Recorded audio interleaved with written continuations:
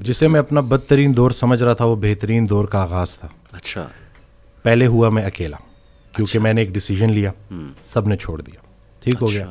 اتنی آئسولیشن تھی کہ, اور پہلے بالکل مجھے اللہ کی رحمت سے میں نا امید ہو گیا تھا, اور مجھے لٹرلی وہ سوسائڈل تھاٹس بھی آنا شروع ہو گئے. تو اسی دوران میں ایک ویڈیو سن رہا, تو اس میں وہ اللہ نے کسی نہ کسی کو بہانہ بنانا ہوتا ہے, وسیلہ بنانا ہوتا ہے. تو وہ قاسم علی شاہ صاحب کی نا میں سن رہا تو ایک ویڈیو, تو اس میں انہوں نے کہا کہ حضرت واصف علی واصف رحمۃ اللہ علیہ.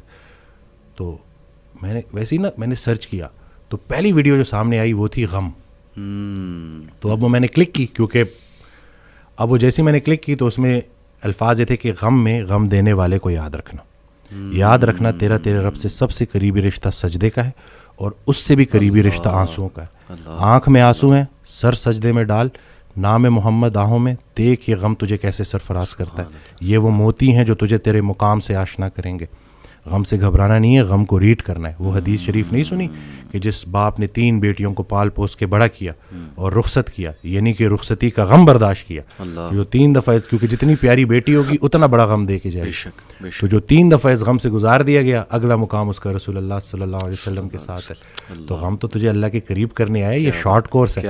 اب میرے لیے جو میری تنہائی تھی وہ میری سب سے بڑی سپورٹ اس لیے بن گئی کہ مجھے کوئی ڈسٹریکٹ کرنے والا نہیں تھا. پھر میں نے اور سنا, پھر میں نے اور لوگوں کو سنا, پھر میں نے اسی طرح سے یوتھ کلب, اسی طرح سے طه ابن جلیل, سارا.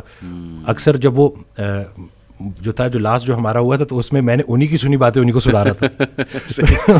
تو بس لیکن دیکھیں نا, کہیں سے بھی اگر, اور ان سے بھی جب پوچھتے تھے نا جیسے کہ آپ کے لیے ہم کیا کریں, تو انہوں نے کہا کہ میرا یہ پیغام لوگوں تک پہنچاؤ کہ یہ جو ہم عمل سے خالی ہو گئے ہیں نا, وہ علم جو عمل سے خالی رہ جائے اس کا بھی پوچھا جائے گا. صحیح بات. تو کرنے والے کام ہے, کر ڈالو. ہمارا سب سے بڑی خوش فہمی ہماری یہ ہے کہ ہمارے پاس ٹائم ہے.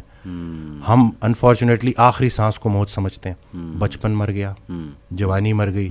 جوانی تو ہاتھوں سے ایسے نکل جاتی ہے جیسے مہندی کا رنگ, ٹھیک ہے. اور پھر جب آپ کو پتہ چلتا ہے تو آپ اس بڑھاپے میں ہو, اور اب آپ جب ماضی میں دیکھ رہے ہوتے ہو کہ کہیں میں اب کیا لے کے جا رہا ہوں اللہ کے پاس. تو یہی ہے کہ یہی وقت ہے. تو جس ٹائم میں گلہ کر رہا تھا, شکوے کر رہا تھا, اور پھر انہوں نے کہا کہ خواہشیں ٹوٹنے کا اور اس غم سے نکلنے کا ایک ہی طریقہ ہے کہ کوئی ایک خواہش ایسی ڈیولپ کر لی جائے جو باقی تمام خواہشات پہ بازی لے جائے, لیکن وہ خواہش ٹھہرنے کی نہ ہو, جانے کی ہو. فکر آخرت تمہیں دنیا کی ہر فکر سے آزاد. صحیح بات, صحیح بات. جو بن دیکھے رحمان سے ڈرتا تھا وہ تب نہیں ڈرے گا جب دیکھے گا. صحیح بات. بلکہ لاسٹ جب میں لاہور آیا تھا تو یہ میں نے وہ ٹی وی لگایا تو وہ قرآن کی, تو اس میں نا اس کی آیت, اس کا ترجمہ کہ قرآن پاک میں اللہ تعالیٰ کہتا ہے, ارشاد فرماتے ہیں کہ تم وہ وعدہ یاد رکھو جو تم نے مجھ سے کیا تھا, میں وہ وعدہ یاد رکھوں گا جو میں نے تم سے کیا تھا. تو ہم نے بس وہ وعدہ کیا تھا. نماز بھی تو اللہ کی یاد ہے نا. صحیح صحیح. تو اور پھر دوسرا یہ کہ یکسوئی, کہ جب آپ کا نا یکسوئی نصیب ہو جائے, ایک ہی آپ ڈائریکشن میں چلنا شروع ہو جاؤ. محبت کیا ہے؟ محبت ادھر ادھر دیکھنا نہیں ہے, ایک ہی ڈائریکشن میں دیکھنا. بالکل صحیح. تو جب آپ کی ڈائریکشن اللہ کی طرف ہو جائے نا, پھر اٹھنا بیٹھنا ہر چیز, اور ویسے ہی اللہ تعالیٰ آپ کو مشکل سے نکال لیتا ہے. اور ڈاکٹر صاحب آئی تھنک یہ جو سینٹینس ہے نا جو آپ نے بولا تھا کہ اللہ سنبھال لے گا, بالکل ultimately you have to leave everything to Allah. اور قرآن مجید میں بھی اللہ, ایون نبی صلی اللہ علیہ وسلم کہتے ہیں نا کہ تم مشورہ کرو, لیکن اس کے بعد اللہ پہ توکل کرو اور چھوڑ دو, اللہ تعالیٰ اس کو سنبھال لے گا. آئی تھنک جب ہمیں یہ بلیف ہو گیا نا کہ کائنات کا نظام چلانے والا اللہ ہے, لوگوں کے دلوں کا کنٹرول اللہ کی 2 انگلیوں کے درمیان ہے, یہ حدیث میں آتا ہے. ہر چیز, ایٹم بھی موو نہیں کر سکتا اللہ کی اجازت کے بغیر. اللہ الوکیل ہے, جس کا مطلب ہے ڈسپوزر آف افیئرز. تمام افیئرز اللہ نے ڈسپوز آف کرنے ہیں. جو آپ کی زندگی میں ہو رہا ہے یہ آپ توکل رکھیں, یقین رکھیں کہ وہ اللہ کی اجازت سے ہو رہا ہے. اس کا ایک مقصد ہے, بس آپ نے یہ تلاش کرنا ہے, بجائے کہ اس غم کو اپنے سر پہ چڑھانے کے. جیسے آپ نے کہا, you just have to find out کہ یار یہ آیا کیوں ہے, اس کا مقصد کیا ہے, یہ مجھے کیا سکھانا چاہ رہا ہے. اور سجدے میں جا کے بندہ رو پڑے اللہ کے آگے, اللہ سے تقویت مانگے, اللہ سے کہے کہ اللہ مجھے پرسپیکٹیو دے. بلکہ میں ایک کوٹ پڑھ رہا تھا, ایون دو ہی از اے نان مسلم رائٹر ہے بہت بڑا, میرے ذہن سے ابھی خیر نام نکل گیا, انہوں نے بڑی کمال کی بات کی.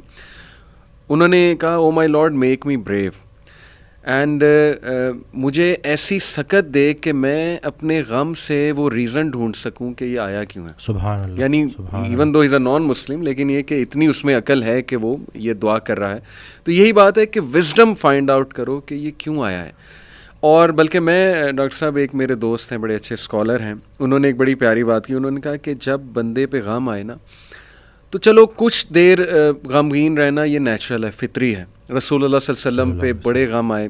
حضرت خدیجہ کی جو ڈیتھ تھی وہ اس سے بڑا غم نہیں تھا. The most smiling face did not smile for months. تو اٹس نیچرل, اوکے. لیکن وہ رک نہیں گئے.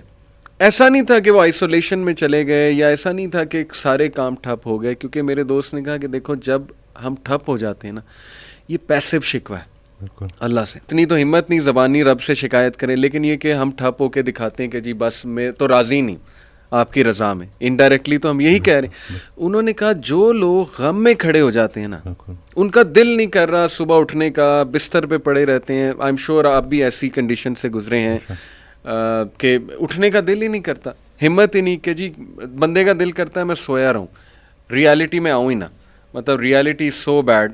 لیکن اس وقت جو اٹھ جاتا ہے نا, یقین کریں, جو ہمت پکڑتا ہے, اللہ کا نام لیتا ہے, آئی تھنک یہ اللہ کو وہ یہ میسج دے رہا ہے کہ اللہ میں راضی ہوں, راضی ہوں, بالکل. بس اب آپ چلائیں مجھے. اور صبر بھی, بلکہ میرے پاس پیشنٹ آئے تو میں ان کی میں نے کہا آپ نے صبر کرنا ہے, تو کہتے کر رہا ہوں نا.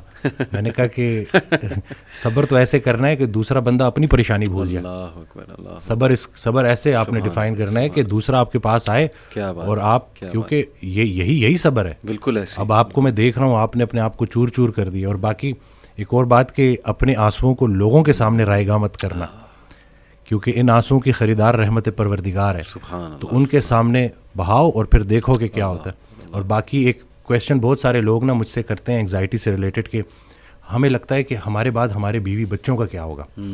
تو میں یہ کہتا ہوں کہ حضرت کہتے ہیں آڈیو میں کہ جو انسان یہ سوچتا ہے کہ اس کے مرنے کے بعد اس کی بیوی بچوں کا کیا ہوگا, اس کا ایمان نامکمل ہے.